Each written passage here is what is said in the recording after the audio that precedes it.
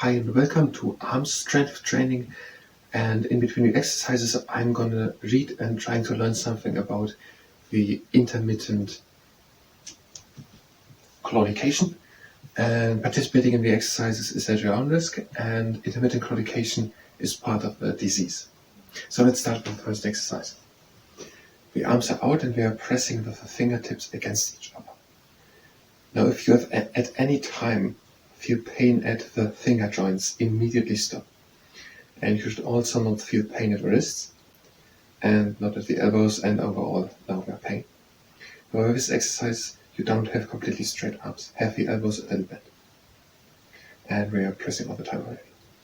So if you feel pain at the finger joints, immediately stop. And also if there's pain at the wrists. And we are still pressing.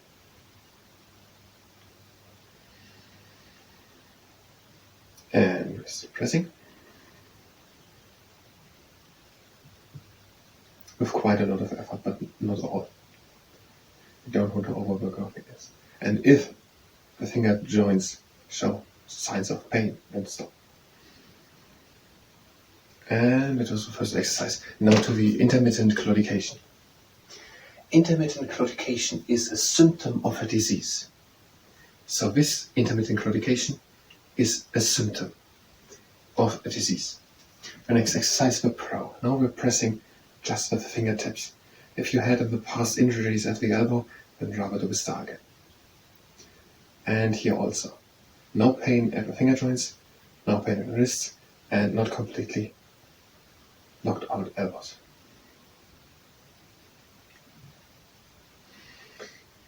Intermittent claudication is a symptom of a disease.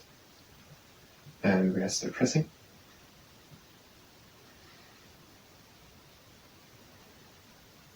And we'll sit up. Second point. Intermittent claudication is associated with the disease Peripheral Artery disease.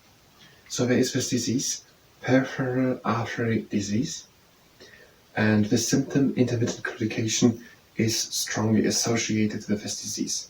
So the symptom intermittent claudication is associated with Peripheral Artery disease.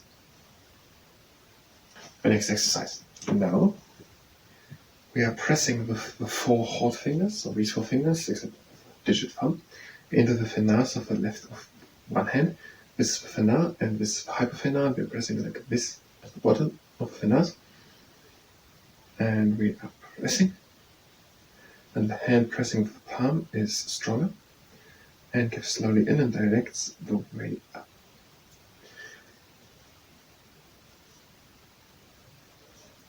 And we are pressing. And the hand pressing with the palm gives slowly in. Now, here as well the same rules. If the finger joints ache or showing signs of pain, then stop. And also, because the angle can be a bit bad, if the wrists hurt, then also stop. And we are pressing. And the hand pressing with the palm gives slowly in. And one round more. Pressing. The hand pressing with the palm is stronger because it presses with the palm and directs the way by slowly giving in. Pressing. And the hand on top gives slowly in. So intermittent claudication is a symptom which is strongly associated with the disease Peripheral Artery disease. The intermittent claudication symptom is muscle pain and numbness in the calves. So muscle pain and numbness in the calves. And the next exercise. Now we are pressing again with the four hot fingers into the finars of the hand, the other hand, and the hand on top gives slowly in. If any angle here causes pain at the wrists, then stop. And on the other side. We are pressing. And the hand on top gives slowly in. And on the other side.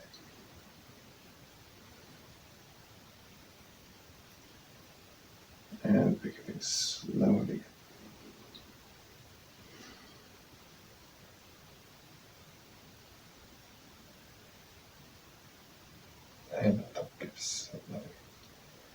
And we're going to do it for 1 round more. Pressing. The hand on top gives slowly again.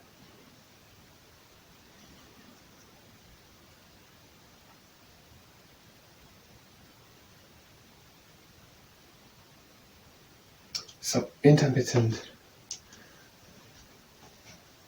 claudication.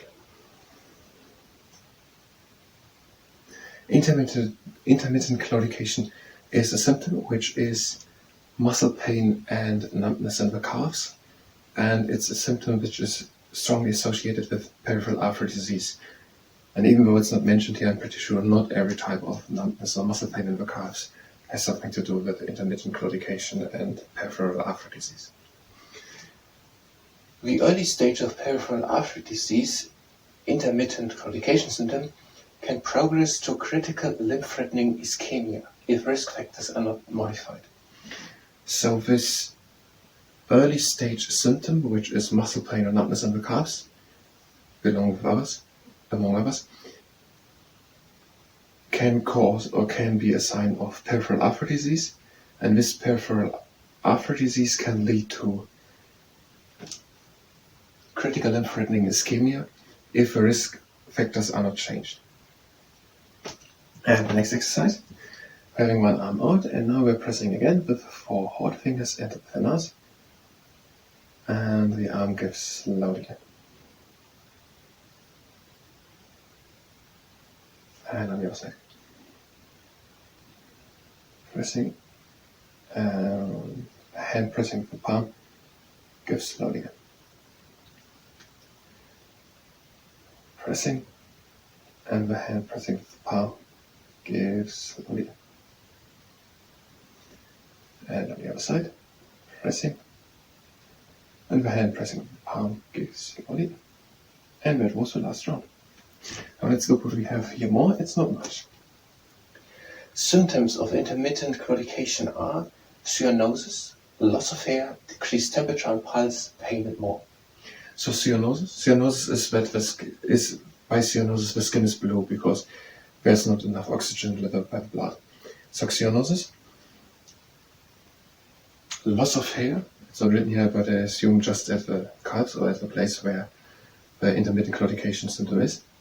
Loss of hair, decreased temperature and pulse, and pain and others. So, cyanosis, loss of hair, decreased temperature and pulse, and pain and others. Besides this main symptom of numbness and muscle pain in the calves. And the next exercise, some intermittent exercises, having our arms at the side as a T, and we're circling them a bit forward. These are intermittent exercises and not backwards, because we have now just 2 exercises more, and they are not done with great strength. So we want to relax our muscles now, the arm in front, and we're stretching that arm in, and that shoulder goes back. So we are going in, and that shoulder goes back. We're sliding slowly in front, and we're changing the arm. Again, we are pressing the arm in, but not with great force or something. And with shoulder back. Sliding slowly in front. And we're going to start with the next exercise, the quadrangular castle architect. Both hands with fists out, and turning the fists inward. As I said, these are no longer exercises done with great strength or effort. We are just bringing our wrists with the fists into these deviations, or these extensions, and just holding it there. To the side, and down.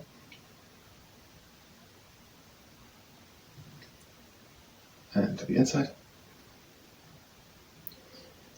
And now we're going to do that circle into the other, to the other direction. And to the outside.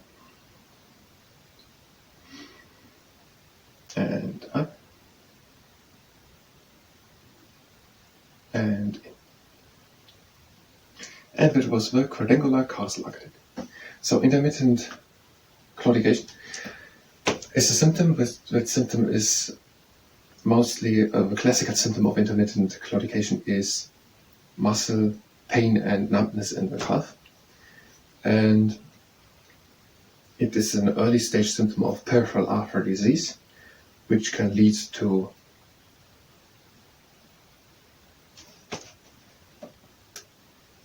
critical limb-threatening ischemia.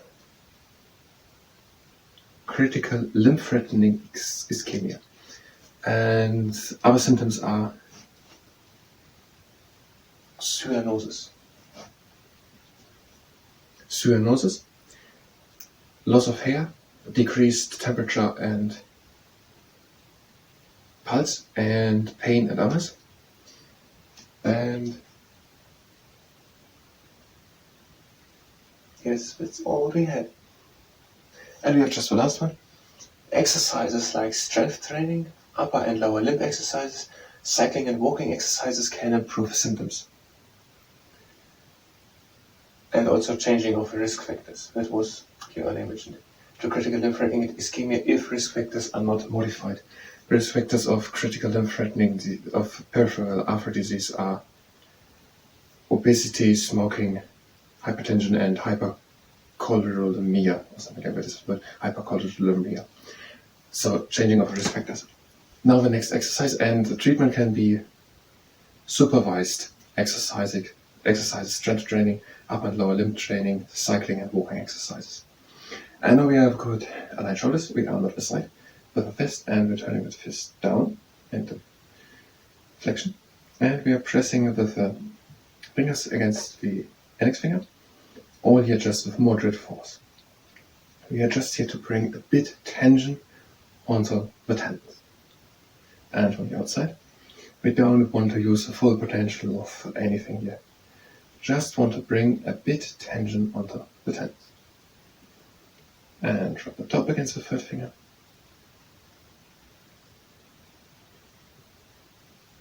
And from the bottom.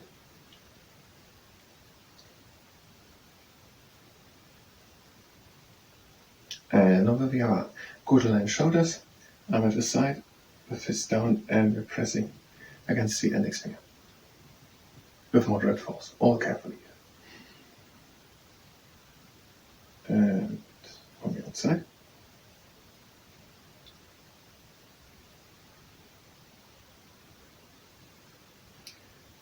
From the top against the third finger, the metacarpal bone of the third finger. And from the bottom against the third finger. And that were all the exercises. Now we're going to do one little relaxation exercise for the extension to the toe. So we're going with the fingers over the middle part of the lower arm. With moderate force, nothing great. And one more time. Now on the other side. Yes, have your arms slightly bent for this. And then set on beside the brachioradialis and go down over the middle part of the lower arm, but stop close before the head of the ulna. So, that were all the exercises. Intermittent claudication is a symptom, and the classical symptom of intermittent claudication is muscle pain or numbness in the calves. And that happens with muscle pain and numbness during walking. It eases a bit during rest. It's intermittent. And it can be an early stage. I think early stage is the term. Early stage is a sign of peripheral artery disease, which can lead, if the risk factors are not changed, to coronary artery disease, wasn't it? No. Yes, it can lead to coronary artery disease, but it's not written here. To critical limb-threatening ischemia. And the risk factors are obesity, hypertension, hypercholesteremia, and smoking. And treatments can be exercises, supervised exercises, cycling and walking exercises, upper and lower limb training, and strength training. And there was one in the middle. Yes, other symptoms are cyanosis, cyanosis, loss of hair, decreased temperature, pulse, pain, and others. I thank you very much, and until next time.